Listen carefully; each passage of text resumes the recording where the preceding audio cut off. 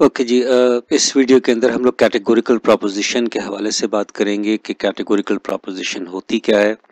आसान अल्फाज में कैटेगोरिकल प्रोपोजिशन के बारे में ये कहा जाता है कि ये एक ऐसी स्टेटमेंट है जो दो कैटेगरीज की रिलेशनशिप को जाहिर करती है। तो इस वीडियो के अंदर हम लोग देखेंगे कि ये रिलेशनशिप है क्या, ये कैटेगरीज होती क्या है और इसके हवाले से और कौन कौन सी ऐसी टर्म्स हैं जो कि हम इसमें इस्तेमाल करते हैं।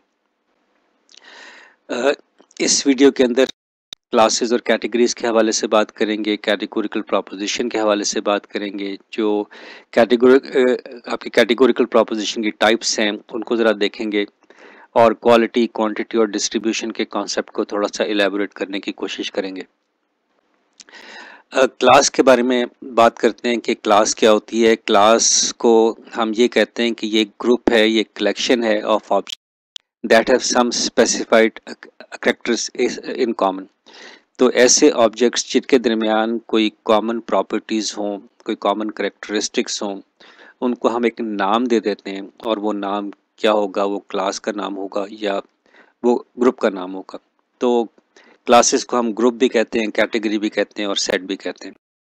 और इन तमाम बातों में जो चीज़ कॉमन है वो ये कॉमन है कि जब हम ग्रुपिंग करते हैं किसी कुछ ऑब्जेक्ट्स की, तो उनके दरमियान, उन ऑब्जेक्ट्स के दरमियान कोई न कोई कॉमन चीज़ होती है जिसके बुनियाद पर कैटेगराइजेशन की जा सकती है। इसी तरीके से जो एग्जाम्पल्स हैं, human, boys, kings, queens, lawyers, liars, ये सारी की सारी एग्जाम्पल्स हैं जो कि क्लास के एग्जाम्पल्स हैं जिनको हम कैटेगरी, ग्रुप या सेट भी कह सकते हैं। और इन तमाम में जो चीज़ कॉमन होगी, जैसे ह्यूमंस के अंदर जो ह्यूमंस के कॉमन करेक्टरिस्टिक्स होंगे और ऐसे तमाम करेक्टरिस्टिक जो उन ऑब्जेक्ट्स के ऊपर लागू होते होंगे उनको हम ह्यूमंस कहेंगे। जो क्लासिकल लॉजिक है उसके अंदर जो आर्गुमेंट्स होते हैं और उसके अंदर जो प्रॉपोजिशंस होती हैं उनके अंदर जो रिलेशन, जो एक ऑब्जेक्ट की या एक क्लास की दूसरे क्लास के साथ जो रिलेशन है उसको हम जाहिर करते हैं और उसी का एनालिसिस करते हैं। ये जो रिलेशन है ये है क्या? ये रिलेशन है इंक्लूजन और एक्सक्लूजन का। इंक्लूजन और एक्सक्लूजन का मतलब ये है कि एक क्लास के जो ऑब्जेक्ट्स हैं वो के सारे या कुछ ऑब्जेक्ट्स दूसरी क्लास में शामिल हैं या कुछ ऑब्जेक्ट्स या सारे के सारे ऑब्जेक्ट्स दूसरी क्लास में शामिल नहीं हैं। इनको हम क्लासेस कहते हैं और इनको हम इंक्लूजन या एक्सक्लूजन कहते हैं। इसी बुनियाद के ऊपर हम जो रिलेशन है इंक्लूजन और एक्सक्लूजन का, इनको हम चार डिफरेंट कैटेगरीज के अंदर लेके जा सकते हैं और इसी को हम टाइप्स ऑफ कैटेगोरिकल प्रोपोजिशन भी कहते हैं। तो चार किस्म की प्रोपोजिशन बनती हैं। इसको हम एक इन जनरल फॉर्म में अगर देखें तो एस को मैं सब्जेक्ट टर्म ले रहा हूँ और पी को हम प्रेडिकेट टर्म ले रहे हैं। तो अगर हम ये कहें ऑल एस आर पी, तो इसका मतलब होगा सारे के सारे मेंबरान एस के किस में शामिल हैं, पी में शामिल हैं। इसकी मिसाल आपके सामने है, all students are hard worker. जो स्टूडेंट क्लास है, हार्ड वर्कर एक क्लास है और इस जुमले का मतलब या स्टेटमेंट का मतलब ये होगा कि सारे के सारे ऑब्जेक्ट्स जो कि स्टूडेंट के हैं वो हार्डवेयर की कैटेगरी के अंदर, ये क्लास के अंदर शामिल हैं।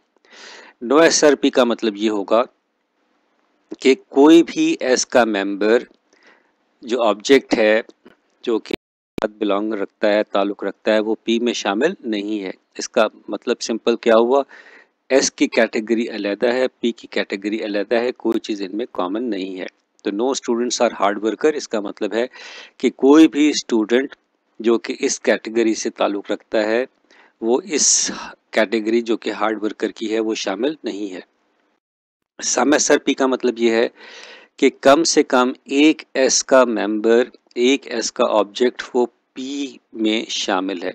तो some students are hard worker, इसका मतलब ये होगा कि कम से कम एक ऑब्जेक्ट स्टूडेंट का वो हार्ड वर्कर की कैटेगरी में शामिल होगा। या हम आसान अल्फाज में ये भी कह सकते हैं कि कम से कम स्टूडेंट जो है वो हार्ड वर्कर है।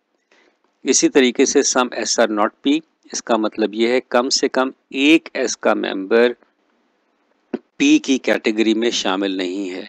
तो some students are not hard worker, इसका मतलब ये हुआ कि स्टूडेंट कैटेगरी का एक ऑब्जेक्ट, एक एलिमेंट वो हार्ड वर्कर नहीं है।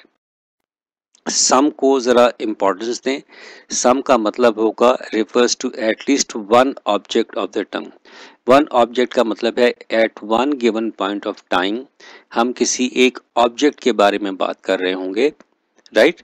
वो ऑब्जेक्ट जो कि उस वक्त के हिसाब से हमारे सामने होगा, जिसको हम एनालाइज कर रहे होंगे, जिसका हम तज्जिया कर, ठीक है। दूसरे भी हो सकते हैं, लेकिन उस वक्त, जिस वक्त की ये बात हो रही हो, जिस कॉन्टेक्स्ट में बात हो रही हो, तो उसी कॉन्टेक्स्ट को हम लेंगे एट लीस्ट वन। वो कम से कम एक शामिल है या शामिल नहीं है। अब हम बात करते हैं कि जो प्रोपोजिशन का नाम क्वालिटी, क्वांटिटी और डिस्ट्रीब्यूशन ऑफ कैटेगोरिकल प्रोपोजिशन, इन पर ज़रा बात कर लेते हैं। हम क्या करते हैं कि हम इन कैटेगरी को, ये जो प्रोपोजिशंस हैं 4 किस्म की, इनको हम एक नाम दे देते हैं, एक लेटर असाइन कर देते हैं। तो लेटर ए है, इसको हमने डेजिग्नेट किया ऑल एसआर पी के लिए। ई लेटर इस्तेमाल किया एसआर पी के लिए, आई किया सम एसआर पी के लिए और ओ किया सम एसआर नॉट पी के लिए। तो जब भी कैटेगोरिकल प्रोपोजिशन ए की बात आएगी तो हम ये कहेंगे कि ये जो फॉर्म है ये ऑल एसआर पी की फॉर्म है। इसी तरीके से ई की बात करेंगे तो जब भी ई का जिक्र आएगा कैटेगोरिकल प्रोपोजिशन के हवाले से तो इसकी जो फॉर्म बनेगी पी बनेगी। इसी तरीके से अगर यहाँ पर देखें all students are hard worker, इसकी जो कैटेगोरिकल प्रोपोजिशन की जो टाइप है वो क्या है, वो ए है।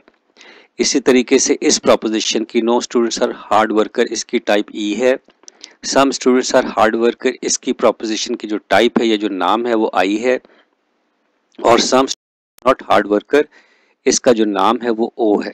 तो जब भी इन लेटर का जिक्र आएगा कैटेगोरिकल प्रोपोजिशंस में या कैटेगोरिकल सिलोजिज्म में, तो हम फौरी तौर पे समझ जाएंगे कि हम किस फॉर्म की बात कर रहे हैं कैटेगोरिकल प्रोपोजिशन की। अब हम क्वालिटी और क्वांटिटी पे थोड़ी सी बात कर लें। क्वालिटी का मतलब है कि जो रिलेशन है इंक्लूजन या एक्सक्लूजन की, उसको वो जाहिर करता है।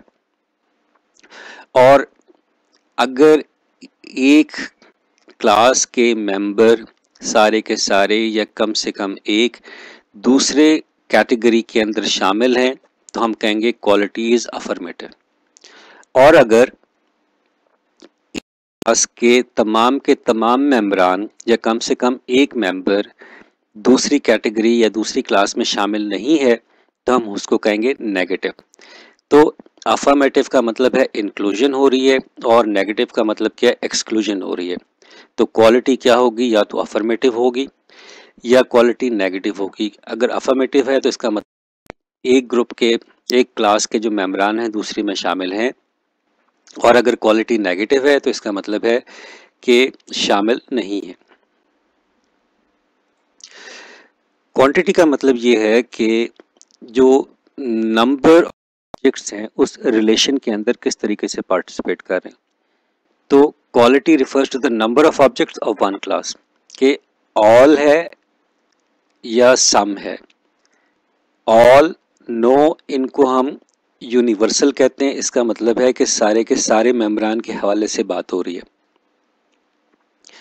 और हम ये कहेंगे कि कम से कम एक के बारे में बात हो रही है। तो इसका मतलब ये हुआ कि जो ऑल एसआरपी है और नो एसआरपी है ये यूनिवर्सल प्रोपोजिशंस हैं, और सम एसआरपी और सम एसआर नॉट पी ये आपकी पर्टिकुलर प्रोपोजिशन है।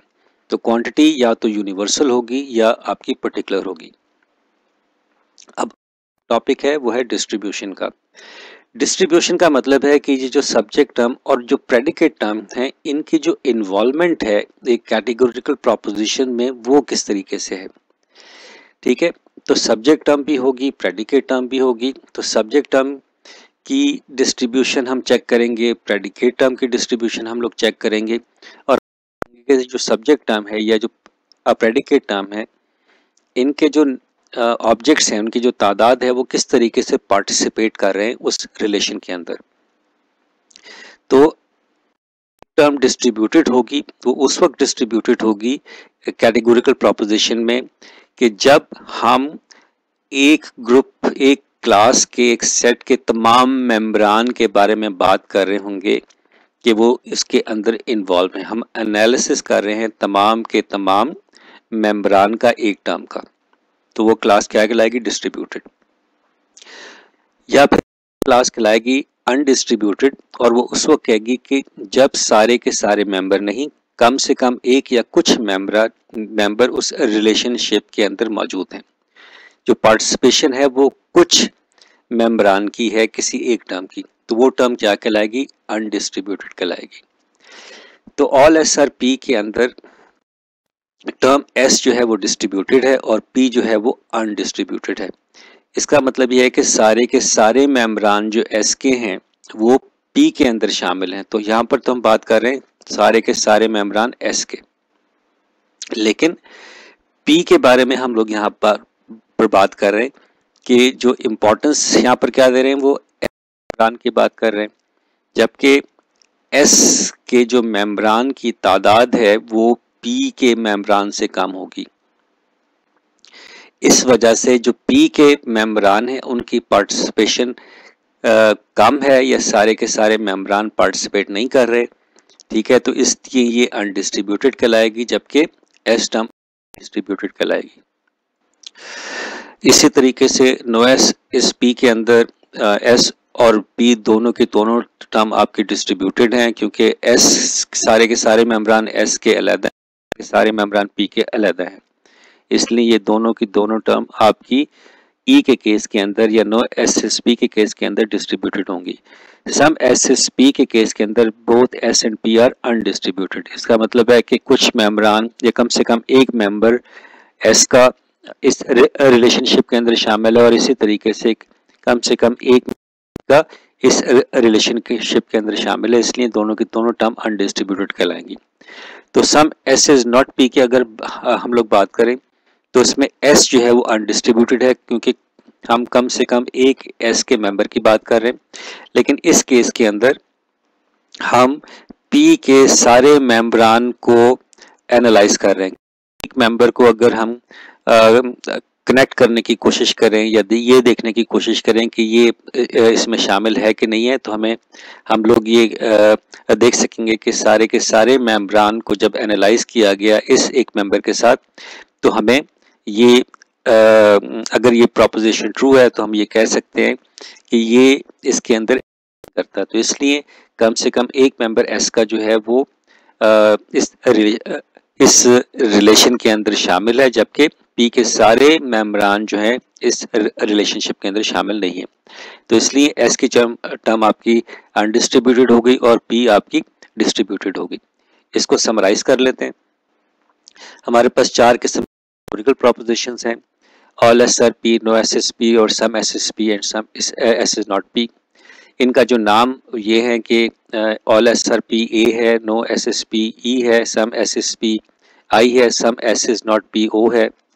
आपकी जो प्रोपोजिशन ए है वो यूनिवर्सल अफर्मेटिव है, इसकी क्वांटिटी यूनिवर्सल है, क्वालिटी अफर्मेटिव है, सब्जेक्ट टर्म डिस्ट्रीब्यूटेड है और प्रेडिकेट टर्म अनडिस्ट्रीब्यूटेड है। इसी तरीके से नो एस एस पी, ये इसका नाम ई है, ये यूनिवर्सल नेगेटिव है, सब्जेक्ट टर्म डिस्ट्रीब्यूटेड है और प्रेडिकेट टर्म भी आपकी डिस्ट्रीब्यूटेड है। सम एस एस पी का जो नाम है वो आई है, ये पर्टिकुलर अफर्मेटिव प्रोपोजिशन है, इसकी जो डिस्ट्रीब्यूशन और प्रेडिकेट टर्म दोनों की दोनों अनडिस्ट्रीब्यूटेड हैं।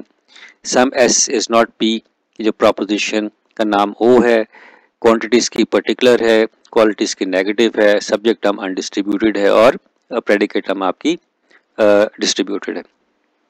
ठीक है, सब्जेक्ट टर्म आपकी अनडिस्ट्रीब्यूटेड है और प्रेडिकेट टर्म आपकी डिस्ट्रीब्यूटेड है। ये एक ओवरव्यू था कैटेगोरिकल प्रोपोजिशंस का। आई होप के जो अंडरस्टैंडिंग है वो हो गई होगी।